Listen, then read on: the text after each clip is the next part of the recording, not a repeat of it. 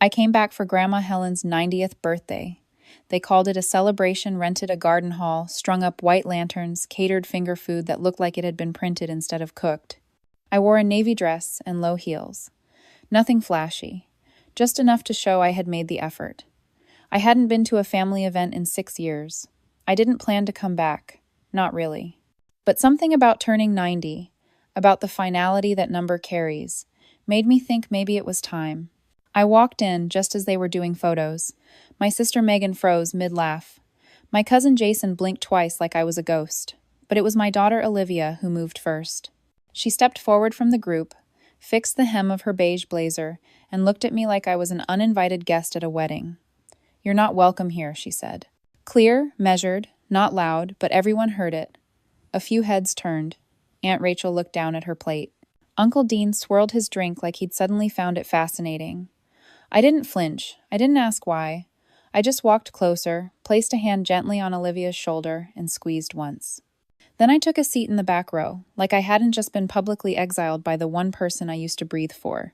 They moved on like nothing had happened. The MC kept smiling. Someone handed out sparkling cider. I sat with my hands folded and listened to stories about how Grandma taught them to sew, to bake, to forgive. But no one mentioned how, when I was 22 and 5 months pregnant, Grandma told me I was ruining my life by keeping the baby. Or how she said, "That child will be your chain." She didn't say that with malice. She said it with a kind of resigned pity, like she was mourning me before I was even finished. And still, I stayed. I raised Olivia with no husband, no family support, no baby showers or casseroles or check-ins. Just me, the graveyard shift at the ER, and an apartment with more leaks than lights. I still remember how small Olivia looked that winter we lost heat. I bundled her in 3 sweaters, put mittens on her hands while she did homework under a flashlight. She never complained, not once. And maybe that's what broke me when she said it. "You're not welcome here." Because I remembered every parent-teacher night I went to in Scrubs. Every book fair I worked overtime for.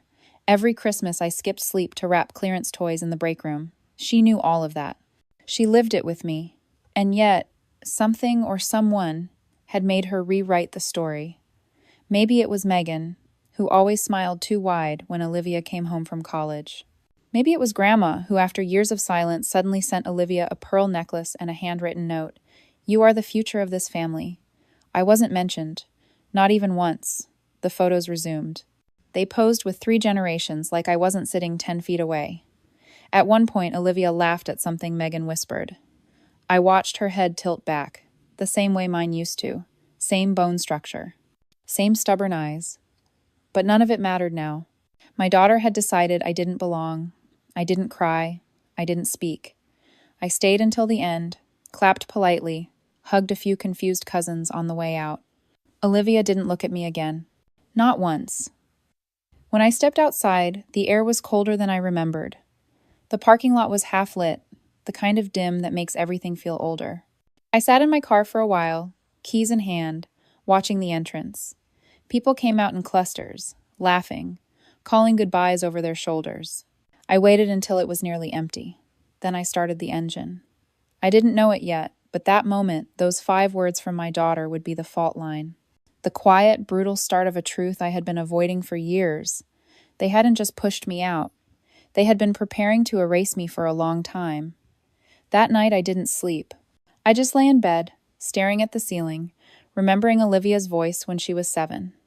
The way she used to say, "I love you, Mommy," like it was fact, like gravity. Now she looked at me like I was a disruption, something that needed to be handled. And the worst part? I still loved her. More than breath, more than blood. But love wasn't armor anymore. It was an open wound. It didn't start with Olivia's words at Grandma's party. That was just the part that cracked open. The rot had been setting in for years. The first real sign came 2 summers ago, when Olivia called less and less. She was always busy, always on a deadline, even during holidays. At first I didn't think much of it. She was building a life. She had dreams. I understood that. I was proud. She got into a graduate program out of state, a prestigious one, the kind people brag about at church. I sent her off with half my savings and the rest in casseroles. She cried at the airport, hugged me like it would split her in half. But 3 months in, she asked if I could transfer money to her temporary housing account because her roommate's check bounced. I wired $2,000 the next morning. No questions, just like always. Then came the internship in DC. She needed help with the deposit, another $1,500. I pulled it from my emergency fund, the one I kept for car repairs or medical bills. She thanked me over text.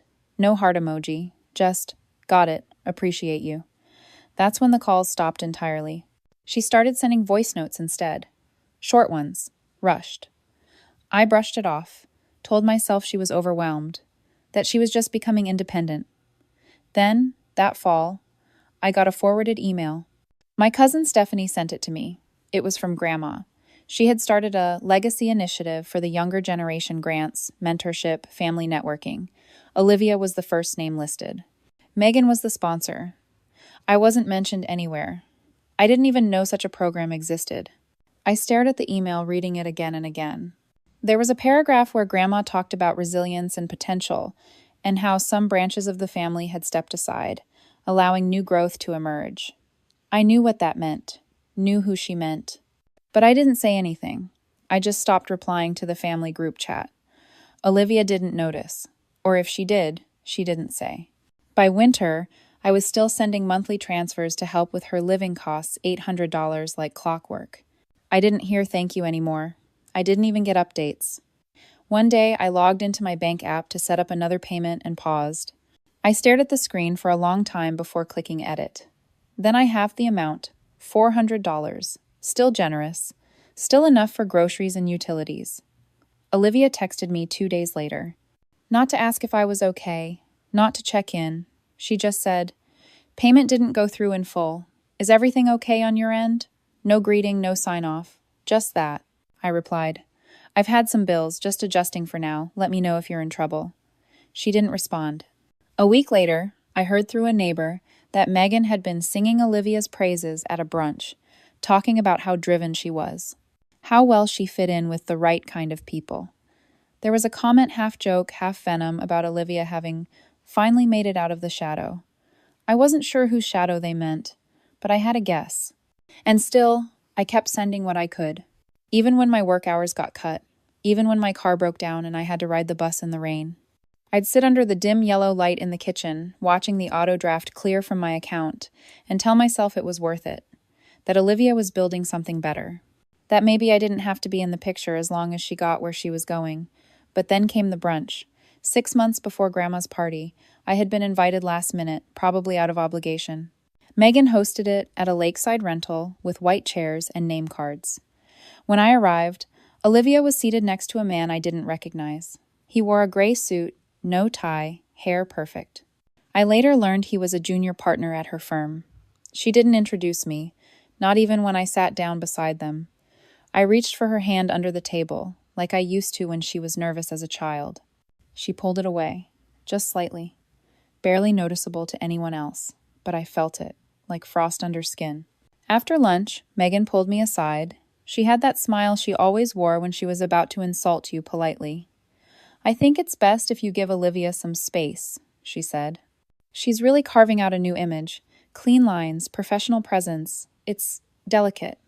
I said nothing, just nodded once, then I left before dessert. That was the first time I realized. They weren't just leaving me behind. They were editing me out. Rebranding Olivia without the part of her story that included sleeping on a fold-out couch in a leaking apartment, without the woman who skipped meals so she could pay for violin lessons. I was too messy, too poor, too loud, too much history, so they cut me, bit by bit, dollar by dollar, until I was just a shadow with a checking account. The morning after Grandma's celebration, I woke up before sunrise. My hands were still.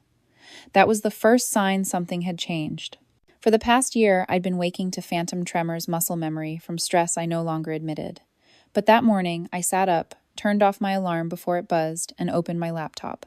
I logged into my bank portal, stared at the last transfer I'd made to Olivia, the same $400 that had gone out on the first of every month, like clockwork for nearly 3 years. She never once asked where it came from, just assumed it would be there. I hovered over the scheduled transaction. Then I clicked cancel. It didn't feel like a betrayal. It felt like finally letting go of the rope I'd been burning my hands on. I didn't stop there. I went deeper into old emails, tax forms, financial authorizations. I'd named Olivia as a beneficiary on 2 insurance policies. I removed her. I had co-signed her renter's agreement in Boston, quietly, because she said the landlord needed someone older with a better credit score. I emailed the landlord, formally requesting my name be removed at next renewal. Then I opened a drawer and took out the envelope I hadn't touched since the week she moved out for college. Inside, printed receipts, transfer logs, handwritten notes. I'd kept reminders to send textbook money, dorm fees. Even that time, I Venmo'd her $75 at midnight for a rideshare home from a dangerous neighborhood. She had been at a rooftop party. I kept everything, not as leverage, not to guilt her, but because I needed to remember it was real, that I hadn't imagined the giving, that I hadn't exaggerated the quiet taking. I laid each document on the table like evidence, not for court, for myself. And then I breathed. For the first time in years, I didn't feel like I owed anyone an explanation. 2 weeks later, the silence broke. Olivia called. I didn't answer. She left a voicemail. Hey, I think the payment didn't go through? I checked and, yeah, just wanted to flag it. Hope everything's okay. No greeting, no softness, just a financial inquiry. I didn't call back. A day passed. Then 3. Then the tone shifted. Mom, she said in the next voicemail, I really need to talk to you. Things are tight right now. I counted on that support. Another pause. Please call me. I still didn't reply. I waited. Not out of cruelty. I needed to know how far she'd go before she saw it. The next call came at midnight. I answered. Silence on her end. Just breath. Then, you're mad. Not a question.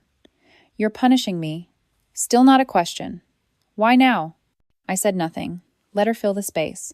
You just walked out. You didn't even say goodbye to Grandma. That was her last party, probably. Her voice cracked a little. Everyone saw you leave. Megan said you've been unstable lately. That made me flinch, but quietly. She told me you've been talking about cutting people off. She said I should be prepared. Prepared for what? I asked. My voice was calm, controlled. That you might make a scene. Or I don't know, that you'd pull something like this. I almost laughed. Like what? Stop sending money. Freeze people out. Walk away like it doesn't matter. I stared out the window. The streetlight flickered. What exactly did I pull, Olivia? What part of this do you think is sudden? She hesitated. I just didn't expect it. That's the point, I said. You weren't supposed to. You've built a life that only works if I stay silent and supportive and invisible. And now that I'm just silent, you think it's violence. That's not fair, she snapped. I've never asked you for anything you didn't offer. I let the silence stretch. She kept talking. And Megan said you were always like this, withholding. That you made everything about sacrifice. That you needed to feel owed. Megan doesn't know anything about me, I said flatly. She knows what she saw, Olivia replied. And what did you see? I asked. Her voice went quiet. I saw someone who used guilt as a currency. I closed my eyes. That hurt. Not because it was true, but because it was so easily believed. Do you remember the winter we lost heat? I asked. When I put you in sweaters and sat with you under a flashlight while you studied? Mom? Or the year you wanted to take violin lessons and I worked double shifts to afford them?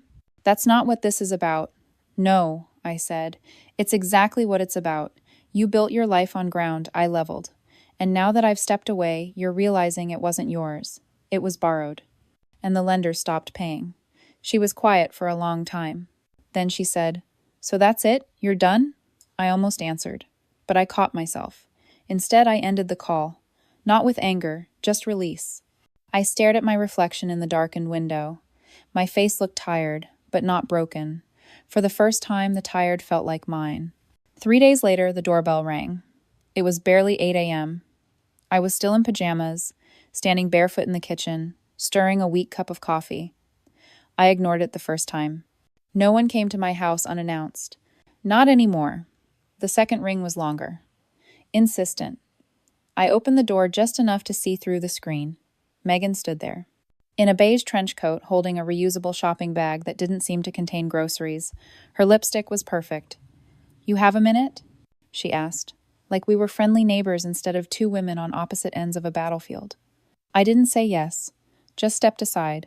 She walked in like she'd been here 100 times, like she still had the right. She sat at my kitchen table and looked around, taking in the chipped mugs, the half-dead plant by the window. I stayed standing. I thought we should talk, she began. About Olivia, about the situation. I said nothing. She cleared her throat. She's struggling, you know. Rent's due. Her program suspended the stipend temporarily. She didn't want to ask, but you did it for her, I said. Like always. Megan blinked. Just once, then smiled. You're hurt. I get it. I really do. But cutting her off, it's not helping anyone. I looked at her. Is that what you came here to say? That I should go back to being her silent sponsor? Megan tilted her head, like she was trying to read a stubborn child. Number, I came here because I'm trying to keep this family from fracturing. You've always been intense. And Olivia is sensitive. The things you said on that call, I told her the truth. I interrupted. She didn't like it. That doesn't make it an attack. Megan leaned forward. You're spiraling. You think we're all out to erase you, but maybe you've just made it hard to be around. I almost laughed. The restraint in my throat tasted like blood. You mean inconvenient, I said. You mean I'm hard to include in the story you're all trying to tell about yourselves. This isn't about exclusion, Megan replied. It's about optics. Olivia's in a place now where she needs stability. Clean narratives. You complicate that. I looked at her. The way she sat with her hands folded, like a diplomat at a press conference. You mean I remind her where she came from? Megan didn't flinch. She's building something new. That takes space. I walked to the cabinet, pulled out a folder, placed it gently on the table. Do you know what this is? She glanced at it. Number. Every transfer, every wire, every invoice, every emergency loan I covered. Rent, tuition, co-pays, deposits. The down payment for that semester in Paris she called a scholarship. That was me, quietly, without applause. Megan didn't reach for the folder. We all do what we can, she said softly. You think I'm angry because I wasn't thanked? I asked. Number. I'm angry because I wasn't seen. Because when I stopped, it wasn't grief you showed me. It was confusion. Like the machine broke and no one remembered who built it. Megan looked away then. At the floor, at the wall, anywhere but at me. She's scared, she said after a moment. She's lost funding. She might have to leave the program. She's facing consequences, I finished. Like the rest of us. You'd really let that happen? Megan's voice cracked just a little. After everything? I picked up the folder, slid it back into the drawer. That's the point, Megan. Everything already happened. You just weren't paying attention. She stood, smoothed her coat. You think you're proving a point. But really you're just closing doors you can't reopen. I looked her in the eye. Good. Then I won't waste energy knocking. She walked out without another word.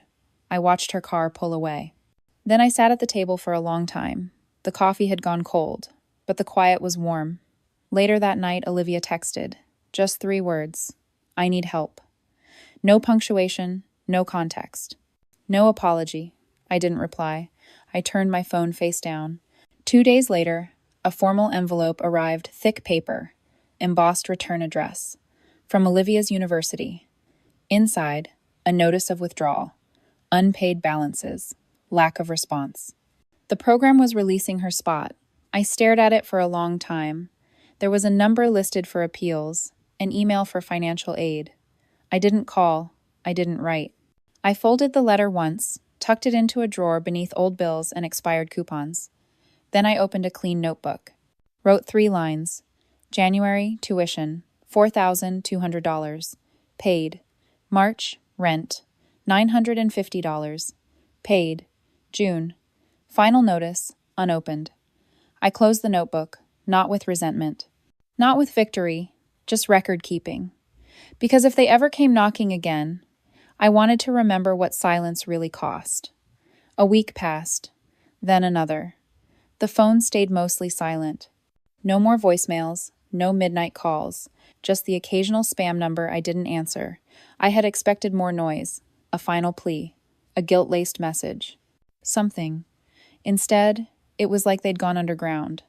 I should have felt relieved, Instead, I felt watched, like they were waiting for the right moment to strike with something bigger. And then they did. It started with a notice taped to my front door.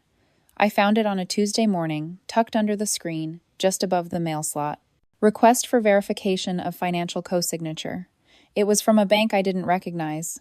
I read it 3 times before it sank in. Someone had applied for a personal loan using my name as a cosigner. The application was flagged for missing income documentation. The bank was trying to confirm my consent. I hadn't given any. I sat down slowly at the kitchen table, heart thudding like a slow drum beat. My hands shook not with fear, but with a kind of quiet rage. There was no one else who could have done it. The documents they referenced matched Olivia's university, her lease, her identifiers. And my name, my full name, had been typed neatly alongside hers. Not written, typed, professional. Like someone had prepared for this to pass without question. I called the fraud line on the notice. Got transferred 3 times. Finally spoke to a rep who pulled up the file. She sounded calm, even cheerful, like this was just another Tuesday. Looks like the cosigner form was submitted digitally, she said. There's a matching ID on file, but the signature section is incomplete, which triggered the review. ID? I asked. Whose? Yours, ma'am. A scan of your driver's license. My blood went cold. Do you have a copy of it? Yes, but we're not allowed to release that without a legal request, she said. However, I can flag the account for suspected identity misuse. Do that, I said, voice flat. Immediately. I hung up and sat still for a long time, not crying, not panicking, just absorbing. Someone had scanned my ID, uploaded it, used it, without my knowledge. I knew where they got it. Olivia had a copy back when she needed it for her lease agreement. I'd emailed it, trusted her. I shouldn't have. The betrayal wasn't loud. It wasn't a scream or a slap. It was quiet, calculated. The kind of betrayal that hides behind the phrase, "It's just temporary," and "I didn't know it would go this far." I printed the notice, marked the date. Then I pulled out a second folder I hadn't opened in years. Old legal forms, tax records, a photocopy of my will. I called my lawyer, Ethan. We hadn't spoken in a while, but he picked up on the second ring. I think I'm about to be pulled into something ugly, I said. He didn't ask for details. Just said, come in, bring everything. The next morning, I sat across from him in his small office while he scanned every page in silence. When he got to the loan notice, he raised an eyebrow. This is fraud, he said. We can file a report today. Do it, I replied, and I want something else. What? Full severance, financial and legal. Any account Olivia has access to, close it. Any authorization with my name, terminate it. I want clean lines, no more shadows. Ethan nodded slowly. You sure? I nodded. They already crossed the line. I'm just drawing it in ink now. That afternoon, I filed a fraud report. Froze my credit. Notified the DMV about the ID misuse. It was all so clinical. So procedural. And yet, it felt like morning. That night, I turned off my phone. Saturday, in the quiet with a cup of tea, and the house lights low. I thought about the first time Olivia asked for help. She was 17, scared, grateful. She had called me Mom like it meant something heavy and beautiful. I had held her while she cried about a failed exam and said, "You'll never have to walk through fire alone." I meant it, and I had kept that promise, even when it burned me. But now, I was out of flame. And whatever came next, police reports, legal filings, late-night regrets that would be hers to walk through, alone, like she chose. 3 days after the report was filed, Olivia showed up. Not with an apology, not even with an explanation, just a knock on the door and a face I barely recognized. She looked thinner, tired in a way that no amount of sleep would fix. Her coat was wrinkled, and her eyes darted like she was bracing for a verdict. I opened the door halfway. She didn't ask to come in. She didn't have to. She stepped back instead, pulling a folded letter from her pocket. They said it was flagged, she said quietly. The loan. I didn't know it would escalate. I didn't reach for the letter. You used my name. I didn't submit it, she said quickly. Someone at the office my friend helped me fill it out. I didn't think they'd need the signature right away. It wasn't supposed to go through. But the ID, I asked? That didn't attach itself. She looked down. I just needed to secure the spot, the apartment. Everything was falling apart. I thought if I could just Float it for a few months. She trailed off. The wind picked up. Leaves scraped across the porch between us. You forged my information, I said. You misused my trust, and now you're standing here like I should be grateful you came clean. I'm not asking for that, she said. I'm just asking for help. Again. She flinched. You think I'm the villain now? No, I said. Villains have plans. You had patterns. She looked like she wanted to argue, to reframe, reword, rebuild. But there was nothing left to spin. You raised me to be strong, she said suddenly. To fight for things. Fighting doesn't mean stealing, I replied. It doesn't mean sacrificing people who would have given it freely if you had just asked. I was scared, she said. Then you should have come to me with fear, not a forged document. Her hands trembled slightly. I saw it even through the paper she still held. You don't know what it's like to be drowning and have no one pick up the phone. Olivia, I said gently, that was me for 20 years. And I still picked up for you every time. She swallowed hard. So that's it? She asked. You're cutting me off? No, I said. You did that. When you decided I was just a number to enter on a form. When you erased the person behind the help. She stepped back. Not in anger, in something softer. A quiet recognition, like hearing a diagnosis you already suspected but hoped to avoid. I didn't mean to hurt you, she said. Intent doesn't erase impact. For a moment, neither of us spoke. The world shrank to the space between my front door and her guilt. Then she held out the letter. I wrote it before I came, she said, in case you didn't want to talk. I didn't reach for it, I just looked at her. Keep it, I said. You may need to read it more than I do. She lowered her hand, nodded once, then turned and walked down the steps. I closed the door, not with anger, just finality. That night, I sat at my kitchen table again, lit the small candle I keep near the window, the one Olivia made for me in 8th grade during art class. It had my initials pressed into the wax. I hadn't lit it in years, always saved it, protected it. Now I let it burn, not in spite, not in grief, just in ceremony, a small, steady flame for what was, a letting go of what would never be again. Weeks passed. December crept in quietly, no snow yet, just long evenings and the kind of wind that slipped through window frames like memory. I didn't hear from Olivia, not directly, but pieces of her life began to reach me in strange ways. A call from an old coworker. Hey, did you know Olivia's not with that firm anymore? A forwarded article from a parent I used to volunteer with. Saw this, thought it might interest you. Looks like they canceled the grant program for early career associates. No context, no details, just fragments. Enough to sketch the outline of a quiet unraveling. I didn't investigate. I didn't reach out.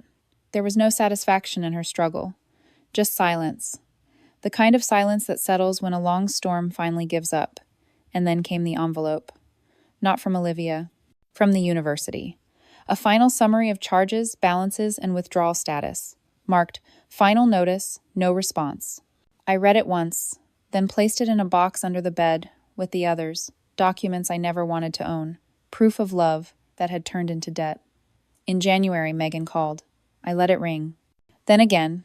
On the 3rd call, I picked up. She's living with me now, Megan said. No greeting. For now, anyway. I said nothing. She's quieter than usual. Doesn't go out much. It's like she's waiting for something. Then let her wait, I said. Megan sighed. You made your point, but she's still your daughter. And I was still her mother, I replied, even when she treated me like a liability. She made mistakes. No, I said. She made decisions. There's a difference. Megan went quiet. Then, she's asked me not to mention you, but I thought you should know. Why? I asked. Because she's finally silent? Because you're both alone, she said. I hung up, not angrily, just because the call was over. That night, I cooked a full dinner for one. Real food. Salmon, rice, greens. Set the table. Ate slowly. Let the room be still. Afterward, I pulled out the letters. Everyone Olivia had sent before things began to fray. Birthday cards. Holiday notes. Scribbled love from 2nd grade. College acceptance, joy. All that ink from years ago, full of words like proud and grateful and thank you for everything. I didn't read them for nostalgia. I read them to remember that once she knew. Once she saw me. I placed them back carefully, tied the ribbon around the bundle, then put it away, not out of bitterness, just out of clarity. 2 weeks later, another message came. Not a call, not a letter, a notification. Olivia had tagged me in an old photo, one from her high school graduation. Me standing behind her, arms around her shoulders, her smile young and unguarded. The caption said, "Before the world got complicated." I stared at it for a long time, then opened the comment box. Typed, "Complicated is just what we call things we don't want to fix." I didn't press send, just sat with it, then deleted the words. Closed the app. That was enough. Not forgiveness. Not closure. Just stillness. The kind that comes when you finally stopped waiting for someone to become who they used to be. Spring arrived late that year. The cherry trees on my block bloomed half-heartedly, petals pink but sparse, as if even the seasons had grown cautious. I didn't mind. My days had settled into a rhythm too quiet to be disrupted by weather. Morning walks to the bakery, evenings with books I never used to finish. I had started writing things down again. Not letters, not messages. Just memories, not to share, just to witness. One afternoon, while dusting the shelf near the back hallway, I found the ceramic owl Olivia made in 5th grade. It had one eye slightly larger than the other, and a chipped wing where it had once fallen off the kitchen counter. I cleaned it gently with a soft cloth and set it upright again, between the candles. It looked out of place, but I left it. Some things deserve to stay where they began. The next day, I received a package. Small, no return address. Inside was a folded piece of thick paper, no note, just handwriting I knew better than my own. "I'm sorry," 2 words. No signature. But the paper smelled faintly like the jasmine lotion Olivia used in high school. Underneath it was a USB drive. I hesitated, then plugged it into the laptop. A folder opened with a single file. Application letter. It was a draft of a new program Olivia was applying to. A public service fellowship. Community outreach. Policy reform. Her essay was honest. Too honest for the Olivia I'd known these past 5 years. She wrote about mistakes, entitlement.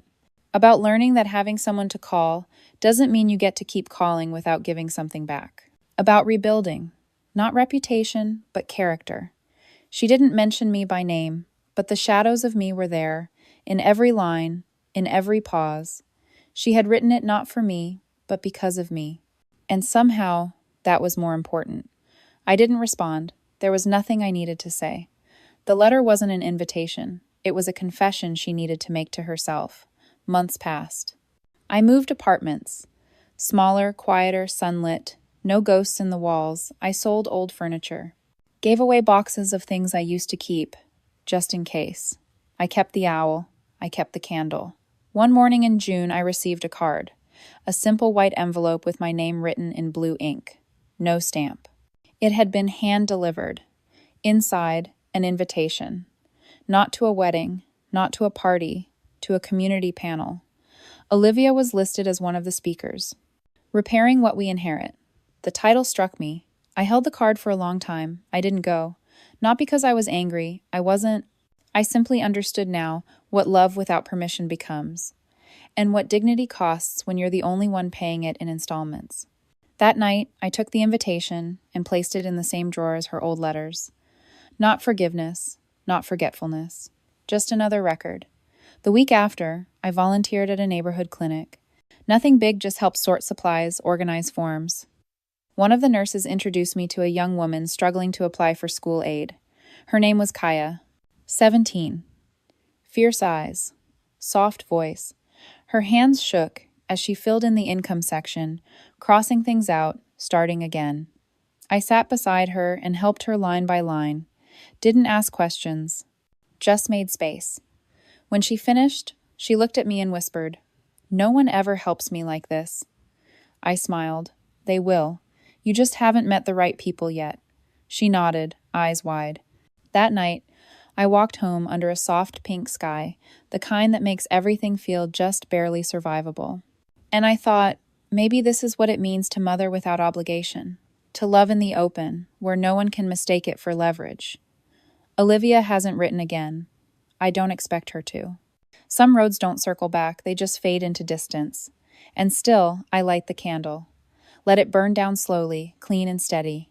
Not waiting, not hoping, just watching. Because sometimes the deepest healing comes not from reconciliation, but from finally learning that you were never the one who broke things in the first place, and letting silence do the rest.